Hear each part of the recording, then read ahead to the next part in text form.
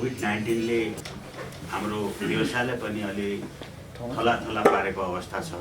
यसलाई अब चलायमान बनाउनुपर्छ। डिमान्ड आउँदैछ। केही देशहरूले खुल्ला गरेको अवस्था छ, केही देशहरूले खोल्ने क्रममा छ। यस विषयमा हाम्रा मागहरू पनि थिए। हाम्रा समस्या, हाम्रा माग र व्यवसायले भोग्नु परेको पीडा, त्यो पीडाले असर कसलाई पर्छ? कामदारलाई पर्छ। त्यसलाई कसरी समायोजन गर्ने र त्यसलाई कसरी सेपलाइनिङ गर्ने भन्ने कुरामा व्यवसायी र कर्मचारीको ठुलो यसमा चाहिँ देन हुन्छ। जबसम्म तपाईँ हाम्रो बिचमा सहकारी भएन भने तबसम्म अब चाहिँ सेवाग्राहीले समयमा सेवा पाउँदैन। कोभिडको कारणले हामी 10 महिनासम्म तपाईँहरूसँग नजिक हुन पाएनौँ। अब अहिले अलिकति चलायमान हुन सुरु गरेको छ। त्यही कारणले पनि यो समस्या कुन कुन समस्या छन् भनेर हामीले लिखित रूपमा मन्त्रालयदेखि विभागमा पनि दिएका छौँ।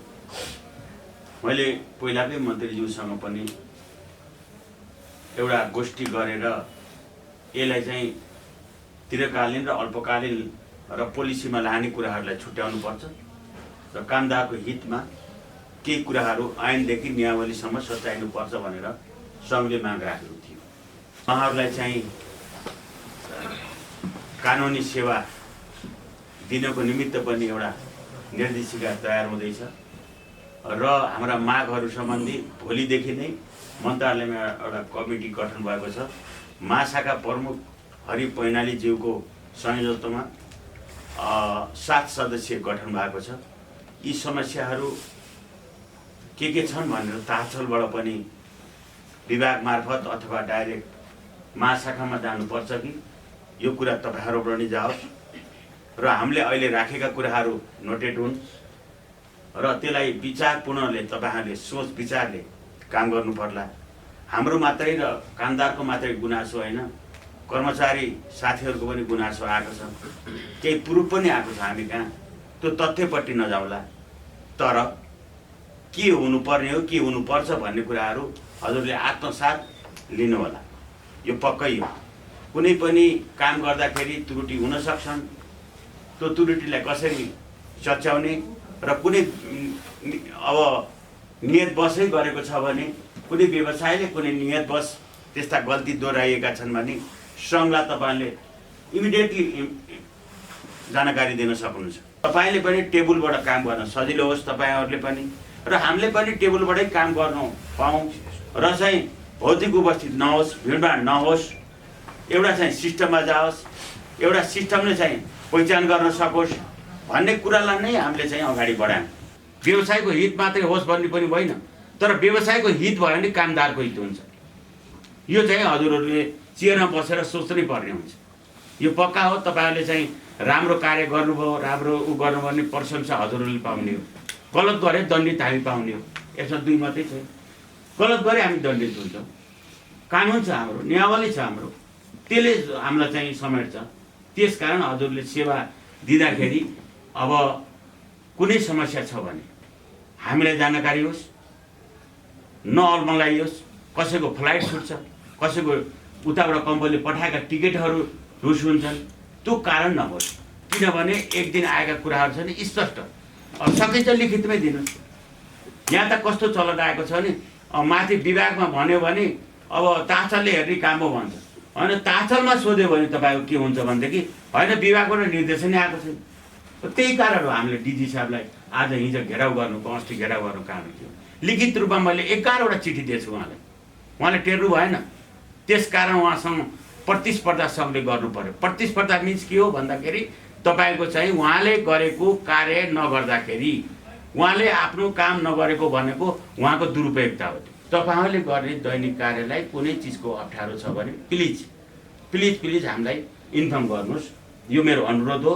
तर विभागबाट निर्देशन आएको छैन र विभागमा दौडेर व्यवसाय जाँदाखेरि होइन ताछलको अधिकार हो भनेर गर्दा गर्दै अब त्यो चाहिँ कुनै भिसा नै अप्ठ्यारोमा परेको, कामदारै जानलाई वञ्चित भएको त्यस्तो केसहरू पनि देखिएको छ। त्यो नदोहोरियोस्, त्यो नहोस्।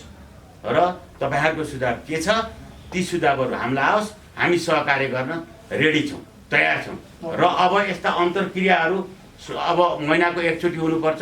हाम्रो संयोजक हुनुहुन्छ, हाम्रो टिम आउँछ, अनि तपाईँलाई अप्ठ्यारो छ भने अहिले संयोजकले नम्बर दिनुहोस्, ठुलै समस्या छ विभागबाट मन्त्रालयबाट अड्केको छ भने हामी त्यसको लागि डेलिगेसन जान तयार छौँ। तर चाहिँ सहकार्य जरुरी छ। केही अप्ठ्यारा केही गुनासा छन्, केही सिकेको छैन, केही बाध्यता छ हजुरलाई भने त्यो हामीलाई सहकार्य गर्दा हुन्छ। किनभने तपाईँले पनि यही परिचालितको काम गर्ने, हामी पनि त्यही। हामी व्यवसाय हो, तपाईँहरू सरकारको कर्मचारी। त सरकारको कर्मचारीलाई व्यवसायले दिएको कुनै कुरालाई अप्ठ्यारो पर्छ भने हामीले त्यसलाई सहजीकरण गर्न के कहाँनिर के पहल गर्नुपर्छ हामी तयार छौँ।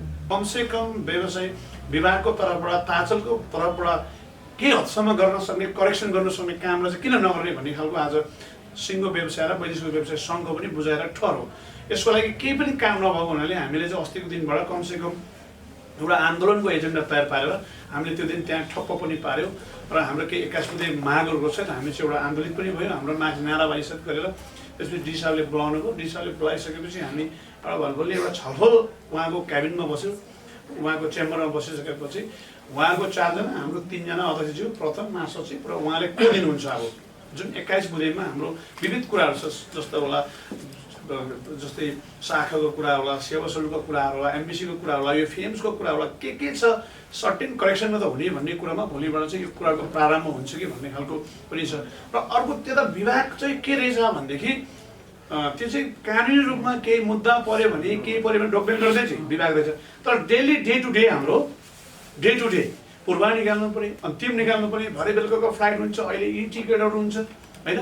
यी टिकटको कारणले गर्दा त्यसको रिफन्ड टिकटहरू नहुन सक्ने, अब कहिलेकाहीँ भिसाको प्रोफेसनल पनि नमिल्न सक्ने, त्यसले आज हामीले डिजिटल सिग्नल लागू गरेर पनि गरेको अवस्था छ। त्यसैले हाम्रो सबभन्दा 80% सबै निर्भर चाहिँ हामीसँग ताचल छ। फेरि विभाग भए तापनि ताचल नै छ र ताचलमा हाम्रो सकभर यहाँको कर्मचारीको टिम पनि राम्रो होस्, तपाईँको आवश्यकता अनुसार कर्मचारी होस्, समयमा डेलिभरी दिनुहोस् भन्ने आज हाम्रो पनि बुझ्यो। तर यतापता चाहिँ हामी के सुन्छौँ भने कहिले टाइममा पूर्व ननिस्किने के भयो त भन्दै यो व्यवसायको गुनासोहरू सङ्घमा हामीसँग लिखित रूपमा आउने गर्छन् कि ताचलमा जाँदाखेरि चेम्बरमा सर्भर नभेट्ने, त्यसपछि टाइममा पूर्व निकाल्न नसक्ने, उहाँहरू रेस्पोन्सै नगर्ने, उहाँहरूको कोही कुर्सीमै नहुने, कहाँ छ छुट्टीमा भन्ने बढी भएको हुनाले हामी बढी पीडित भयौँ। ताचलबाट चाहिँ ताचल शाखाबाट भन्ने खालको नेपाल वैदेशिक व्यवसाय सङ्घमा लिखित रूपमा चाहिँ तपाईँको एउटा जानकारी आएकोले हामीले तपाईँहरूसँग के रहेछ त भन्ने भलाकुसरी पनि गरौँ, कमसेकम छलफल पनि गरौँ भन्नेले हामी यहाँ चाहिँ आयो। हरेक कुरो डिल बाहिर हुन्छ, नहुने काम यहाँको चाहिँ गेट थुनेर तालचा लगाइदिने।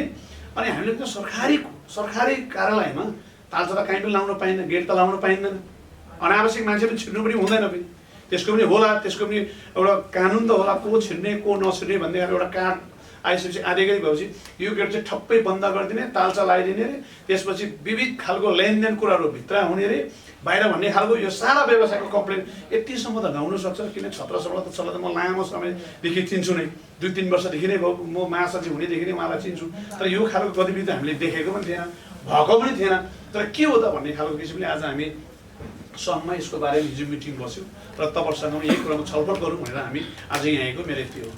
त्यो विशेष त गर्नुपर्ने त्यो कार्यक्रम राख्नुपर्नेको मूल उद्देश्य चाहिँ के थियो भन्दाखेरि चाहिँ व्यवसायहरूको आम गुनासो, व्यवसायहरूको धेरै चौतर्फी गुनासो आएको कारणले गर्दाखेरि र फेरि यहाँहरूलाई थाहा छ कोभिडको कारणले लगभग 9 महिना यो व्यवसाय थलेर बसेको अवस्था र भर्खरै व्यवसाय सुचारू हुँदै गर्दाखेरि यसलाई हामीले जुन ढङ्गले अगाडि बढाउनु पर्ने थियो, जुन सोचका साथ हामीले foreign employment information management system हामीले अङ्गीकार गऱ्यौँ, त्यो सिस्टमले पूर्णता पाएन, त्यो सिस्टम पूर्ण रूपमा लागू पनि हुन सकेन।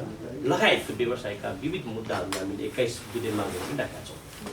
ती मुद्दाहरूको विषयमा तत्काल सम्बोधन हुन नसक्नु विविध कारणले गर्दाखेरि नै हामीले चाहिँ यो अवस्था आएको महसुस गरेका छौँ। हामी विश्वस्त भएको छौँ।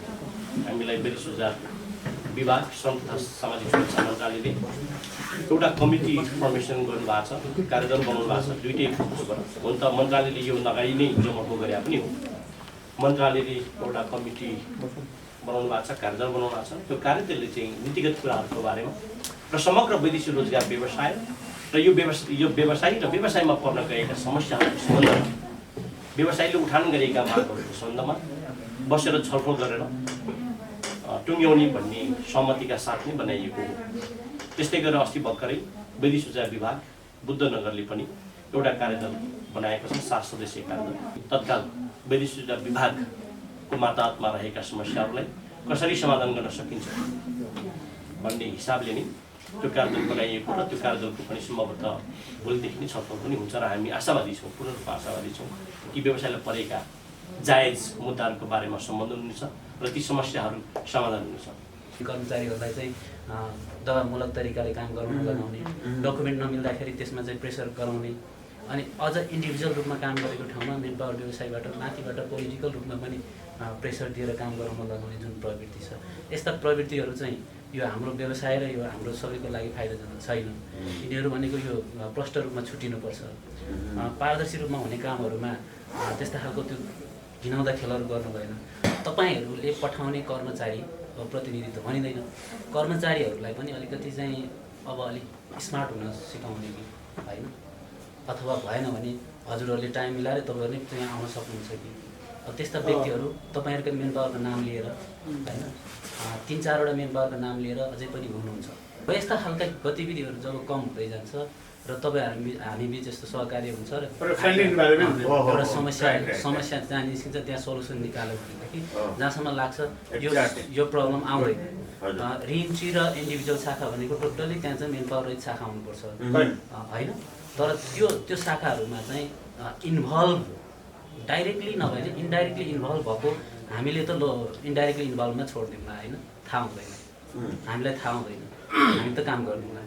तर कुनै प्रमाण अहिलेको जमानामा हरेकको हातमा मोबाइल, हरेकको हातमा चाहिँ फोटो खिच्ने, त्यतिखेर तुरन्त फोटो खिच्ने, एउटा मान्छे आउँछ काम गर्ने भने तुरन्त क्यामेरा ठडाइदिन्छ हाम्रो अगाडि होइन।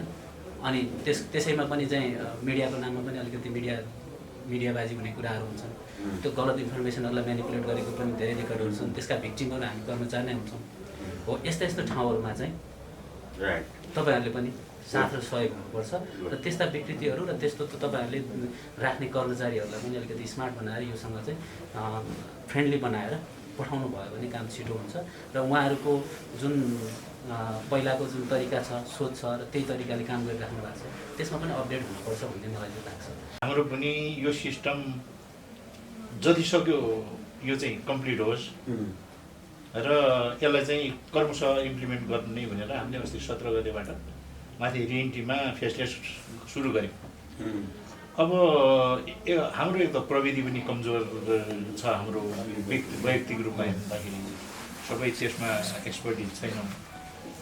अनि अर्को कुरो अलिअलि यो कहिलेकाहीँ हामी छिटो गर्न खोज्ने तर हामी त्यो अनुसारको तयारी चाहिँ नहुने जस्तो हजुरहरू भोलि मन्त्रालय विभागमा पनि अब यहाँको डेडिकेसन रहन्छ कुरो। अब यसमा के देखियो भने अस्ति भर्खरैको कुरा यो 4-5 दिन अगाडि हामीले यो कसरी गर्न सकिन्छ त, यसलाई चाहिँ फेसलेसै गर्ने, पेपरलेसै गर्ने, अनलाइन आइसकेपछि वाइ किन चाहियो त यो दोहोरो? मास्टरज्यूले अहिले नै राख्नुभयो यो मागपत्र प्रमाणीकरण निर्देशिका 2075 मा 2टा कुरो प्रष्ट छ। एक त त्यो डकुमेन्ट एमबिसीमा सबमिट गर्ने र एमबिसीले एटेस्टेसन गरेर पठाउने, अर्को के छ भने त्यसले विभागमा पेश गर्ने जुन अघि मास्टरज्यूले प्रश्न गर्नुभयो, अनि त्यो चाहिँ हामीले विभागले त्यो सम्बन्धित नियोगमा फरवार्ड गर्ने। अब त्यहाँ उहाँहरूको कम्पल्सन छ 10 दिनभित्र दे मोस्ट यस गरे पनि हो, नो गरे पनि भयो, 10 days